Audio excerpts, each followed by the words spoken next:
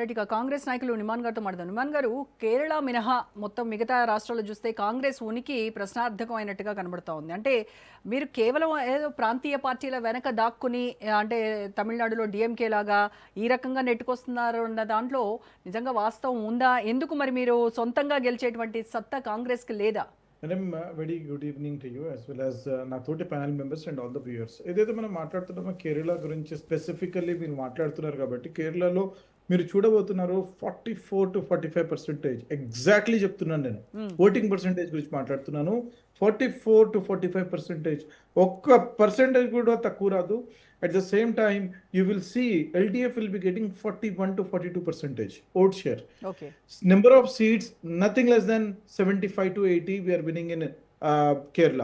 ఎందుకు చెప్తున్నాను ఇంత ధీమాతో అని అంటే, విమెన్ ఓటర్స్ కానివ్వండి, యంగ్ ఓటర్స్ కానివ్వండి, వారు అక్కడ LDF గవర్నమెంట్ ఏదైతే వారు చేస్తున్నారో వారికి అందట్లేదు కాబట్టి, గవర్నెన్స్ వారు సరిగ్గా చేయట్లేదు కాబట్టి దే ఆర్ ఫెడప్. అందువలనే Kerala is going to vote for UDF. 100% we will form our government in Kerala.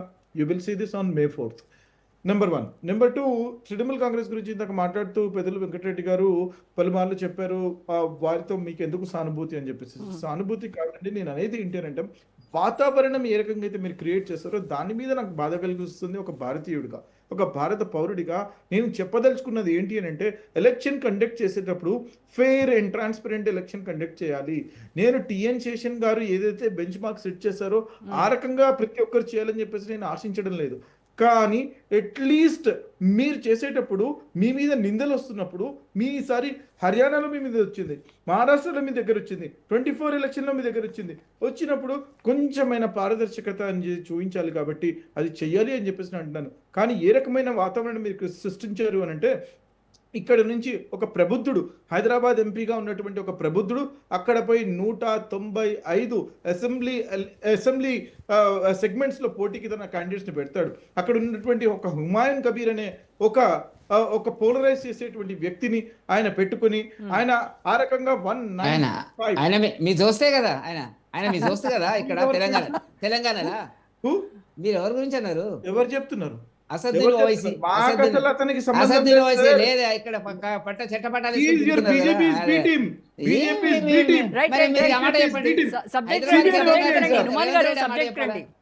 నేనేమన్నానంటే, అంటే వాతావరణం ఏ రకంగా అయితే క్రియేట్ చేయాలో అన్ని శాయశక్తులు మీరు వడ్డారండి.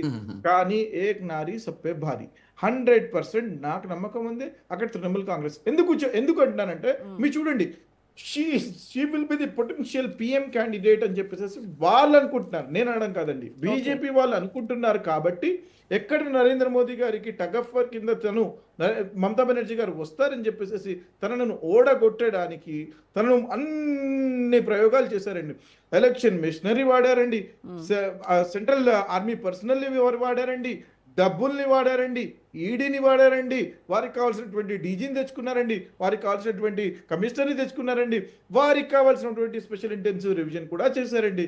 సుప్రీంకోర్టు ఇంటర్వ్యూన్ అయ్యి మరి చెప్పిందండి. ఒకవేళ సుప్రీంకోర్టు క్లారిటీ కూడా ఇవ్వలేకపోయిందండి.